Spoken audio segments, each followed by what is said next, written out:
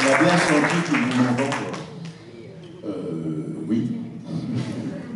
Je crois que bon, ben moi j'avais la chance de l'avoir pour ami, mais je crois qu'il manque au public aussi. Enfin, c'est quelqu'un dont on aurait tellement aimé vieillir ensemble. Voilà, tout simplement. Alors, sans aucune liaison, pour quelque chose qui, moi, m'a fait beaucoup sourire, c'est le regard que peut avoir un acteur sur la pièce qu'il est en train de jouer par rapport au regard du public et de la critique. Hein, il y a un chapitre dans votre livre qui est une journée que vous disiez désastreuse avec la grande Jeanne Moreau et qui finalement était un succès. Ah oui, c'est un autre chapitre. Je n'ai pas choisi à lire, mais c'est vrai que on peut raconter. Oui. C'est une histoire complètement folle. C'est que dans une soirée qui ne marchait pas à la Contrexéville, Nialo Devian délirait complètement et le patron du Festival international de cinéma de Paris cherchait un metteur en scène pour sa soirée, pour un hommage à Jeanne Moreau. Bon, bref, il m'a choisi parce que j'avais tellement déliré. Il m'a choisi et j'avais réussi à réunir à peu près toute la jeune génération pour saluer cette marraine de la jeune génération. Elle a toujours été la marraine des jeunes générations, Jeanne Moreau. Immense dame. Mais tout s'est très mal passé. Enfin, à mes yeux.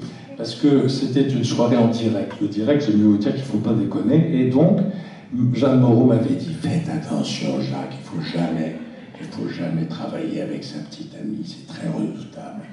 Et naturellement, je ne l'avais pas écouté, et le début du spectacle devait se faire avec Rosa Fretto, qui était ma petite amie de l'époque, qui était une danseuse du Crazy Horse Saloon, qui était très très jolie. Et je l'avais choisie parce que c'était magnifique, elle avait elle avait la grâce, la sensualité de Musidora qui est la première séductrice du cinéma, de l'histoire du cinéma, et je m'étais dit, tiens, on va la faire descendre une grande corde comme ça, des cintres de l'Empire Cinérama, un immense théâtre qui faisait, je sais pas, 10 mètres il y avait 10 mètres de hauteur à peu près. Et donc ça devait commencer, donc le top pour toute la soirée, c'était que cette femme descende, ce truc, et après tout s'enchaînait. Et là, tout s'est mal enchaîné. Et donc vous avez un ministre de la Culture qui était là, mesdames, messieurs, je déclare le premier festival international cinématographique de Paris ouvert.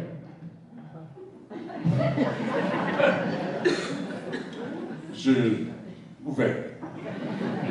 Ça ne va pas tarder. Il bafouillait tout ce qu'il savait, parce que dans les coulisses, tout le monde voulait absolument, parce que l'autre était d'un seul coup morte de trouille. Elle ne pouvait plus. Elle ne voulait plus descendre. Non, c'est pas, s'il vous plaît, c'est complètement fou, je vais le tuer. Mais allez-y, on l'a réglé. Et tout le monde, les directeurs, les pompiers, tout le monde se bagarre et se hurlait dans tous les sens. Bon, bref. Finalement, on arrive à la pousser, à la tenir, machin, enfin bon, bref, elle descend, mais c'était plus Musidora, c'était je sais pas. Et bon, bref. Et le spectacle commence, mais là-dessus, tout s'enchaîne mal. Balmer devait arriver en avion, mais l'avion est en retard. Alors il y a une voiture quand même qui arrive à le prendre, mais la voiture se met à la porte avant de l'avion. Balmer sort par l'arrière, donc il est en retard. Les micros qui commencent à accrocher. Tout était foireux. Et foireux de chez foireux. Et Jeanne Moreau dans les coulisses, Jeanne, tout se passe très bien. merveilleuse, et elle est arrivée, et ça a été, et finalement cette année, ça a été un gros succès, tout s'est très très bien passé, mais nous on a vécu ça comme une catastrophe absolument considérable. Ce qui est vrai quand même, c'est qu'après, mes relations avec les ministères de la Culture n'ont pas été les meilleures du monde, et que même j'ai été un petit peu blacklisté de la télévision française pendant au moins 2 ans, en tout cas en tant que réalisateur de télévision. Puis après ça s'est passé, ils ont oublié. Voilà. Alors un mot peut-être sur Jean-Luc Barrault et Madame Renaud. Oh bah comment dire, oui, j'ai eu cette chance aussi, c'est... Oh, faut que je vous raconte une histoire, ça va être drôle. Mais si vous voulez, ce que j'ai essayé de raconter, c'est que Barrault et Renaud, c'était un couple de théâtre qui a totalement éclairé l'après-guerre du théâtre français, et c'était des animateurs, mais des bagarreurs du théâtre contemporain, c'était des aventuriers du théâtre absolument magnifiques. Elle était une des plus grandes actrices du monde, et lui, un des plus mauvais acteurs du monde. Mais c'était un animateur absolument merveilleux. Mais ce que j'ai voulu aussi raconter, c'est à quel point, alors là, il y a eu le naufrage de l'âge. C'est-à-dire que petit à petit, on voyait ces gens vieillir, particulièrement Madeleine Renaud d'ailleurs, qui avait encore sa petite voix comme ça, absolument incroyable, qui était capable de beaucoup de méchanceté, mais qui était totalement défaite, c'était assez troublant. Et je me rappelle d'une histoire assez incroyable. Francis Huster donc, était leur enfant chéri, enfin, il l'adorait et il lui avait donné les clés du théâtre. Carrément, c'était un peu le directeur du théâtre. Et Francis Huster décide d'appeler le théâtre du Rond-Point le théâtre Jean-Loup Barrault, Madeleine Renaud. Et un jour, Jean-Loup Barrault arrive, il ne buvait pas que de la Contrexéville non plus, et il arrive et me dit, dis donc,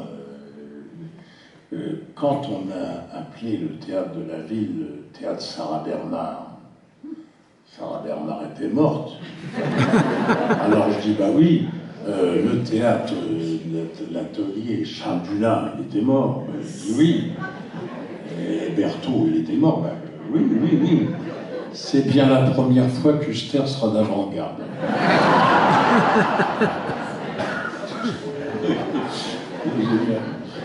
Magnifique celle-là. Il y a beaucoup de personnages rencontrés. Moi, j'étais étonné par le coup de foudre, en tout cas, que vous avez eu vis-à-vis de la princesse Grace. Ah oui, alors ça, c'est une histoire absolument incroyable. C'est-à-dire que, franchement, ma maman, parce qu'on est tous quand même, on se souvient de tout ça très fort, ma maman lisait, comme peut-être certains d'entre vous, Point de vue, image, le monde. Il y avait l'histoire des princesses et des rois. Et je me souviens qu'il y en avait une dont j'étais fou amoureux, c'était la princesse Paola. Et puis il y avait la reine Fabiola. Et puis il y avait, il y avait Grâce de Monaco qui était la reine absolue, incontournable, l'élégance même. Enfin, c'était bon, magnifique.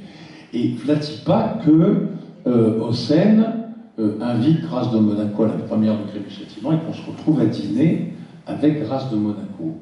Et moi, pour moi, c'était comme si j'étais devant Cléopâtre, j'étais Marc-Antoine, quoi. J'étais totalement fou dingue. Alors en plus, cette femme avait une élégance, avec rien, avec à peine maquillée, presque pas de bijoux, rien du tout, absolument, mais d'une classe inimaginable, d'un charme fou. Et je dois dire que j'avais la sensation qu'elle ne me trouvait pas désagréable. Voilà. On n'en dira pas un mot, Prince Et à ce moment-là, avec Robert était d'une audace incroyable. Il tutoyait tout le monde, il avait peur de personne. Il fait ma chère Grace, il faut qu'on organise une bouffe avec mon copain et tout. De toute façon, il est fou de toi. Tout. Et on se retrouve à déjeuner avec Grâce de Monaco. Mais ce sacripant de Robert Hossein, que j'adore, dont je parle aussi dans le livre, qui est un personnage magnifique, fait exprès d'être en retard. Donc je me retrouve tout seul avec Grâce de Monaco, qui me fait la conversation. Moi, je n'écoutais pas trop les mots, mais je regardais beaucoup les yeux. Et c'était, j'étais totalement bouleversé. Alors en plus, j'étais devant un patron du restaurant qui la regardait comme ça. Alors ça me dit quelque chose. Et on passe le repas, on délire complètement, je vous emmènerai sur les océans et tout, enfin on déconne, et elle rit comme une folle, ça nous faisait du bien de sortir un peu du protocole monégasque épouvantable. Vraiment, elle a été très très heureuse, et à la sortie, attendez, j'ai pas fini, à la sortie, il y a le patron qui se met à la porte, il la regarde comme ça, il fait, et pourtant c'est un grand resto très chic, n'est-ce pas? Il dit, vous, on a déjà dû vous dire que vous ressembliez à Grâce de Monaco. Alors elle a dit, ah oui, plutôt 2 fois qu'une. Et voilà, et donc on sort, et là au moment où on sort, bon cher, alors moi je me mettais les pieds dans le tapis, je disais Madame Grâce, alors qu'il fallait dire bientôt, elle dit, mais vous pouvez me raccompagner? Et donc, c'est vrai, je l'ai raccompagné. J'ai remonté les Champs-Élysées. Bon, on s'est arrêté à l'Étoile, je ne l'ai pas raccompagné dans ses appartements. Mais je l'ai raccompagné, bras dessous, voilà, les mains et tout, voilà.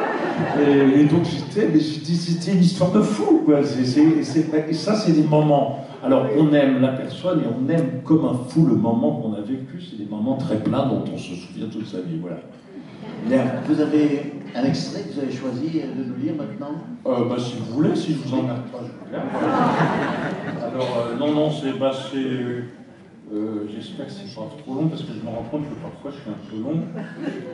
Je sais pas, non, c'est pas trop long. Alors je vous dis pas, vous allez le reconnaître tout de suite, mais parce que on dit beaucoup de choses autour de ce grand bonhomme, comme tous les grands bonhommes, mais croyez-moi, c'est un vrai grand bonhomme et très bon et très humain. Un lustre après la fin de la guerre, la France sort de convalescence. Elle frissonne encore.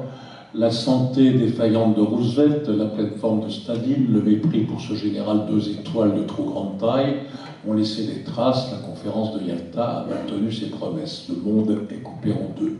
Un ours fait peur, l'oncle Sam, toujours un peu cow-boy et impérial, fait front. En 1949, le pacte atlantique est signé, la vieille Europe se rassure, tandis que naît Gérard Depardieu. Comme tous les petits Castelroussins, très vite, le bambin fume sa première Lucky Strike avec les guys de la base américaine de Châteauroux. Je suis de la même année, et très vite aussi, je fume mes premières gauloises dans les latrines d'un patronage de Cœur-Vaillant. L'un et l'autre avons grandi, comme le disent affectueusement les grands-mères. Il a du mal à parler, j'ai du mal à écrire. Pour le rééduquer, on lui conseille d'écouter Mozart, puis il prend des cours d'art dramatique. Il enfourne Racine, Musset, Molière, Hugo sans indigestion, les déguste avec des baguettes chinoises. Moi, je suis chez Florent, fait de la figuration dans des opéras à Aix-en-Provence, de l'enfant prodige. Je dévore Molière à la louche et Musset à la petite cuillère. Le temps passe, la France a rendu ou perdu, selon certains, l'Algérie. Elle remarche ses antagonismes coloniaux, accueille ceux qui brutalement quittaient le soleil d'Alger, la Blanche. Autour des villes, on construit vite et mal des dortoirs sans bistrot. Dans la précipitation, la vanité du boom économique, la France vieillotte perd ses repères. On parle de nouvelles cuisines et le café de la gare ouvre ses portes. De Vos et Fernand Reynaud ne sont plus seuls. Bedos et Coluche apparaissent. Patrice Chéreau signe ses premières mises en scène. Dans le hall du Conservatoire national, où Balmer, Dusselier, Villeray et moi jouons au football, avec une balle de tennis crevée, une sorte de viking fait irruption, ses cheveux blonds agités par un mouvement de tête impérieux, sans colère et sans crainte, boxeur du temps qui passe. Nous nous disons bonjour. On parle dans le métier de lui et moi, nous le savons. Je joue Ciao avec Pierre Brasseur au Théâtre Saint-Georges, lui, une fille dans ma soupe avec Bernard Blier au Théâtre de la Madeleine. Son regard dégrafe la robe de l'air. Quelque chose est nu depuis qu'il est entré. C'était la première fois que nous nous voyions. Plus tard, Bertrand Blier convoque banc et arrière-banc des jeunes premiers en vogue pour son prochain film. J'en suis. Il fume la pipe, moi ma gauloise sans filtre, nous devisons poliment bien loin de nos valseuses respectives. La suite est connue et légitime. La bande du café de la gare triomphe de celle du conservatoire. Le moule bite détrône les caleçons du théâtre classique. La très sainte sexualité catholique romaine est un fiasco et les valseuses un triomphe. La France prend le frais décontracté du gland. Patrick et Gérard en débardeur déboulent dans le 7e art, le cœur et la braguette grand ouverts. Une génération naît. Les dorures, les fauteuils courts, poussiéreuses des cinémas de quartier, le panier de l'ouvreuse, ses micos, ses cornexkis disparaissent, ça sent le pop-corn et le vieux velours. Delon et Bébel ne sont plus éternels. Bourvil et De Funès, les fous du roi, assistent à l'avènement d'un prince et d'un roi. L'un se tua d'un coup de fusil, l'autre saisit son destin à la gorge. L'ange de Sérinois vit désormais dans la légende. Sculpté et peint par Michel-Ange, Gérard Depardieu est là. Gargantua, prête à remplacer Dieu dans le ciel peint de la Sixtine, et nous n'y pouvons rien. Avec ses mots de braise, sa diction clé de voûte d'une pensée aux arches de granit, sa voix au corps de femme, il forge ses rôles comme les souffleurs de verre de Murano. Nous nous sommes croisés, avons joué ensemble. Si j'avais le sentiment que la caméra me dévalisait, lui cajolait l'objectif comme si ce gros insecte noir était féminin, curieux, déraisonnable. Il ne joue ni ne tourne, mais poursuit sa traversée du monde, mystique évadé de la tempête, de l'orage et du feu dans le champ de la caméra. En chemin, il se penche tant sur le bien que sur le mal, cueille le coquelicot, croque la plante vénéneuse. Ni aveugle, ni borgne, ses yeux grands ouverts qu'il entre dans le cœur des répliques et des partenaires, dans les cours malfamés des empires. Il n'est jamais le fou du roi, mais il est de par Dieu, en tout et pour tout. À l'opéra comique, l'entrée des artistes est dans une rue étroite, où le boucan nerveux des grands boulevards est assourdi. Plus loin, sur une petite place, un grand escalier blanc accueille le public. Sur le trottoir en face, la librairie théâtrale, étape incontournable des jeunes comédiens, est là, un peu vieillotte, avec son vendeur en blouse grise, sa tête dégarnie et rougeaude, ses piles de bouquins d'occasion, de revues de théâtre datées. Je vais y chercher un Cyrano, en livre de poche. Je l'ai joué plus d'1 an au théâtre Mogador et je suis en avance à la première répétition de l'adaptation cinématographique de la pièce que va réaliser Jean-Paul Rapneau. J'y interprète le comte de Guiche. Depardieu sera Cyrano. La salle de répétition sent l'encaustique, les parquets craquent, la table est longue, brochures et bouteilles d'eau minérale y attendent une imposante distribution. Jean-Paul Rapneau est intimidé par l'œuvre et cette lecture à table préfigure le plus souvent un travail théâtral dont il ignore tout. Il lit une lettre humble sur ce qu'il aime, ce qu'il veut, ce qu'il attend. Gérard, penché en avant, tout ouvert et tout sourire. Oh, oh, oh, oh, oh, oh, bah oui, oh. Façon Laurent Gérard imitant le monstre. Elle est belle ta lettre, mon Jean-Paul. Mon Jean-Paul, mon Jacques. Gérard ne s'approprie rien, mais colle les gens au mur pour leur dire qu'il les aime. Comme Cyrano, a-t-il peur de son grand amour de la vie si féminine? Parfois, yeux brûlés, il lui tourne le dos, contemple la lune, reine de la nuit. Nous entamons la lecture, tous bons élèves, nul ne tente de jouer. Les voix se posent, les mots scintillent comme une mer calme au soleil.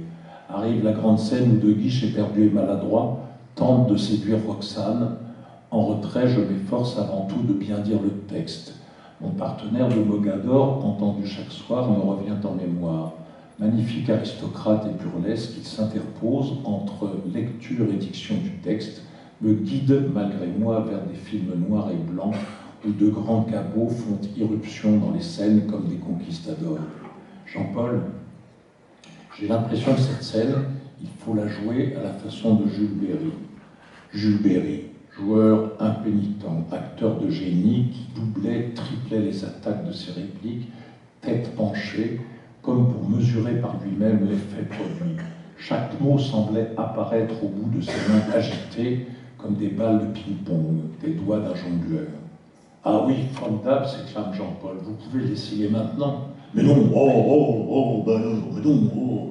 Façon de Depardieu imitée par Laurent Gérard. « Laisse donc ça, mais laisse donc, c'est un rêve d'acteur. Si ça lui revient, il le fera sur le tournage. »« Oui, oui, ah bah oui, bien sûr Gérard, bien sûr. » La lecture se conclut pleine de promesses et de bonheur. Gérard colle l'oreille à la porte des mots. Il écoute et entend les mouvements imperceptibles de la pensée. 3 mois plus tard, nous tournons la fameuse scène. Dans le studio, la chambre de Roxane bruisse des derniers préparatifs. Le trac me paralyse. On a demandé le silence. On va tourner. Je suis terrorisé. Un éléphant, une souris dans la trompe. Jean-Paul, j'ai besoin d'une prise pour moi où je puisse me détendre, quitte à faire n'importe quoi. Mais Jacques, nous avons toute la journée pour la scène, prenez tout votre temps. Je me sens débutant, je panique, encore plus à l'idée de faire perdre une journée de tournage. Le nez derrière le clap, j'entends le compte à rebours. Silence, moteur, annonce, Cyrano 32, 6, première. Il ne reste plus qu'une seconde avant le party fatidique du metteur en scène. L'évocation de Jules Berry à la répétition de l'opéra comique surgit dans ma tête. Intonation et gestes virevoltants du maître se précipitent derrière mes yeux. Partez! Je me livre en aveugle au destin qui m'entraîne. J'imite Jules Berry. Je ne travaille plus. Ma joie enfantine contamine le plateau. Des rires s'étouffent. Je me sens chez moi, comme au théâtre, je sens le public. Coupé, dès qu'il prie, Jean-Paul dit bravo et enchaîne, c'est la bonne, on ne la double pas. Gérard a permis au rêve de se déployer en retardant son exécution comme les sorciers des tribus indiennes qui détournent les orages. La prise est celle qui fut conservée dans le film. Gérard et moi avons vieilli. Gérard et moi avons fait des choix et pris des positions. Gérard et moi, nous sommes, j'en suis sûr, trouvés cons, parfois exécrables mutuellement. Les hommes comme les trains déraillent, mais certains traversent le monde, la famine et l'opulence, l'Amazonie, les savanes et les déserts. Gérard ne rampe pas vers la mort, il la promène près de lui comme un chien sans laisse. Récemment, il fut Maigret, dans une image aux portes de la nuit, massif, aux mouvements menacés et immobiles, tragique et grâce mêlée. Je revois à marée basse le mont Saint-Michel qui s'enlise. La poésie à pas lourd est venue aussi un soir au cirque d'hiver. Un vieux projo, un vieux micro, un piano, un prompteur que l'on ne cache pas. On attend, il arrive, marche avec une douceur lente. Il est gros, il est beau, il chante, on se tait, on pleure, on applaudit à tout rompre. Une histoire toute simple se continue. Les mots naissent de Barbara, vivent chez Gérard, s'éteignent tout contre la longue dame brune. Il les swing, les blues, les caresse, les éructe, les chante comme un Gavroche ou un vieux géant. Je suis à Rome, heureux dans le Trastevere où des conversations de tous les jours traversent les rues étroites d'une fenêtre à l'autre. Ça sent le café, la lessive, les grandes eaux du petit matin. Un scooter écrasé par son conducteur s'arrête près de moi. Il enlève son casque. « Bah alors, mon Jacques !» Il voit ma stupéfaction. C'est Gérard. S'ensuivent quelques banalités, je suis intimidé, il le sent, nous nous sourions. Il enfonce son casque, agite la main et s'en va. J'aurais tellement aimé lui parler, lui dire. J'en sais trop rien. Une histoire si simple continue.